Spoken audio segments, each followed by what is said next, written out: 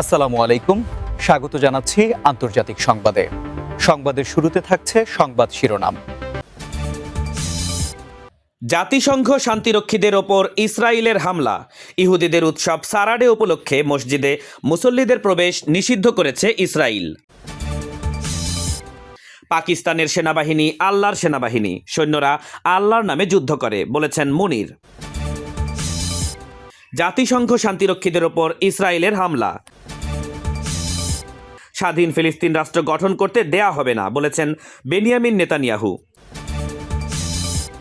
আশ্রয় প্রার্থীদের জন্য আরও কঠোর হচ্ছে যুক্তরাজ্যের আইন। জাতিসংঘ শান্তিরক্ষীদের ওপর ইসরায়েলের হামলা, ইহুদিদের উৎসব সারাডে উপলক্ষে মসজিদে মুসল্লিদের প্রবেশ নিষিদ্ধ করেছে ইসরায়েল। অধিকৃত পশ্চিম তীরের হেব্রনে ইহুদিদের সারাডে উৎসবকে কেন্দ্র করে ইব্রাহিমী মসজিদে মুসল্লিদের প্রবেশ নিষিদ্ধ করেছে ইসরায়েলি সেনারা এবং শহরটিতে কারফিউ জারি করা হয়েছে। শোভাযাত্রার নিরাপত্তা নিশ্চিত করতে সেনারা পুরো ওল্ড সিটি ঘিরে ফেলায় সাধারণ মানুষের জীবনে ভোগান্তি দেখা দিয়েছে। মানবাধিকার কর্মীরা অভিযোগ করেছে, উৎসবের আড়ালে মসজিদ দখল করে সেটিকে সিনাগগে পরিণত করার পরিকল্পনাই এই পদক্ষেপের মূল লক্ষ্য। ইব্রাহিমী মসজিদ দীর্ঘদিন ধরেই ইহুদি বসতি স্থাপন এবং সামরিক নিয়ন্ত্রণের চাপের মুখে রয়েছে। 1994 সালের গণহত্যার পর থেকেই মসজিদটি ভাগ করে এর বড় অংশ ইহুদিদের নিয়ন্ত্রণে রাখা হয়েছে। এছাড়া যুদ্ধবিরতির মধ্যেও পশ্চিম তীর এবং গাজায় ইসরায়েলি হামলায় বেশ কয়েকজন ফিলিস্তিনি নিহত হয়েছেন।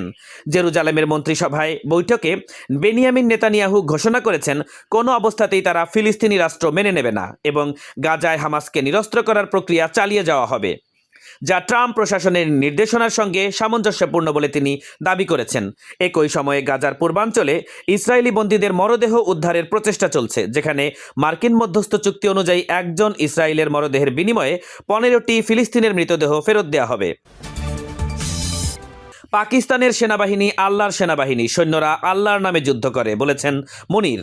চলতি বছরের মে মাসে ভারত পাকিস্তান সংঘাতের প্রসঙ্গ তুলে পাকিস্তানের সেনাপ্রধান ফিল্ড মার্শাল আসিম মুনির বলেছেন, আল্লাহর অনুগ্রহেই শত্রুরা সেদিন পরাজিত হয়েছিল এবং পাকিস্তান সেনাবাহিনী আল্লাহর নামে যুদ্ধ করে। জর্ডানের বাদশাহ দ্বিতীয় আবদুল্লাহর সম্মানে আয়োজিত এক মধ্যাহ্নভোজে তিনি বলেন, ভারতের আগ্রাসনের সময় যেভাবে দৃঢ় প্রতিক্রিয়া জানানো হয়েছিল, ভবিষ্যতেও তেমন করেই জবাব দেওয়া হবে। তিনি কোরআনের একটি আয়াত উল্লেখ করে দাবি করেছেন, বিশ্বাসের শক্তিতেই পাকিস্তান মে মাসে ভারতের আক্রমণ মোকাবেলা করেছে। ওই সময় পাহেলগামে পর্যটকদের ওপর হামলার জন্য ভারত পাকিস্তানকে দায়ী করলে পরিস্থিতি চরম উত্তপ্ত হয়ে ওঠে এবং দুই দেশ অপারেশন সিন্দুর এবং অপারেশন বুনিয়ান মারসুস নামে পাল্টা হামলা চালায় এবং তারা যুদ্ধে জড়িয়ে পড়ে।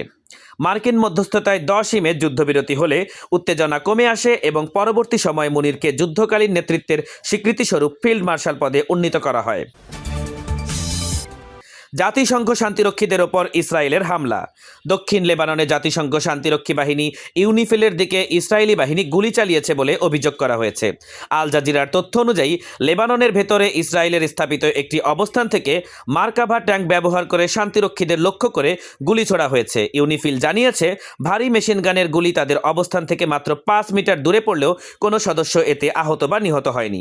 এর আগে সেপ্টেম্বরেও ইউনিফিল অভিযোগ করেছিল, ইসরায়েলি ড্রোন তাদের অবস্থানের কাছে 4টি গ্রেনেড নিক্ষেপ করে, যার একটি শান্তিরক্ষী এবং তাদের গাড়ির মাত্র 20 মিটার দূরে বিস্ফোরিত হয়। সর্বশেষ ঘটনায় ইসরায়েল এখনও কোনো প্রতিক্রিয়া জানায়নি। স্বাধীন ফিলিস্তিন রাষ্ট্র গঠন করতে দেয়া হবে না বলেছেন বেনিয়ামিন নেতানিয়াহু। ইসরায়েলি প্রধানমন্ত্রী বেনিয়ামিন নেতানিয়াহু আবারও ঘোষণা দিয়েছেন যে জর্ডান নদীর পশ্চিম তীর বা গাজার কোনো ভূখণ্ডেই ফিলিস্তিনি রাষ্ট্র গঠনের অনুমতি দেবে না ইসরায়েল। পাশাপাশি গাজাকে সম্পূর্ণ বেসামরিকীকরণ এবং হামাসকে নিরস্ত্র করার পরিকল্পনাও তিনি পুনর্ব্যক্ত করেছেন। রোববার এক বৈঠকে তিনি বলেন, ট্রাম্পের মধ্যস্থতায় হওয়া 20 দফার যুদ্ধবিরতির চুক্তিতেও গাজাকে অস্ত্রমুক্ত করার বিষয়টি স্পষ্ট, তাই এ নিয়ে কোনো ব্যাখ্যা বা স্বীকৃতির আর কোনো প্রয়োজন নেই। এদিকে দীর্ঘ আগ্রাসনের পর এখন সৌদি আরবের সঙ্গে কূটনৈতিক সম্পর্ক স্থাপনে আগ্রহ দেখাচ্ছে ইসরায়েল, যেখানে শর্ত হিসেবে তারা যুক্তরাষ্ট্রকে বলেছে, রিয়াদ যদি F-35 যুদ্ধবিমান কিনতে চায় তবে সৌদি ইসরায়েলের সম্পর্ক স্থাপন করতে হবে। আগামী 18ই নভেম্বর হোয়াইট হাউসে ক্রাউন প্রিন্স সালমান এবং প্রেসিডেন্ট ডোনাল্ড ট্রাম্পের বৈঠকে F-35 ক্রয়, নিরাপত্তা চুক্তি এবং ইসরায়েল সৌদি আরব সম্পর্ক স্থাপনের ইস্যু নিয়ে গুরুত্বপূর্ণ আলোচনা হবে। আশ্রয় প্রার্থীদের জন্য আরও কঠোর হচ্ছে যুক্তরাজ্যের আইন। যুক্তরাজ্যে আশ্রয় প্রার্থীদের জন্য নীতি আরও কঠোর করেছে লেবার সরকার। এতদিন যেখানে শরণার্থী মর্যাদার মেয়াদ ছিল 5 বছর, পরে স্থায়ী নাগরিকত্বের আবেদন করা যেত, সেখানে নতুন নীতিতে তা কমিয়ে 30 মাস করা হচ্ছে এবং স্থায়ীভাবে বসবাসের আবেদনের আগে অপেক্ষা করতে হবে অন্তত 20 বছর।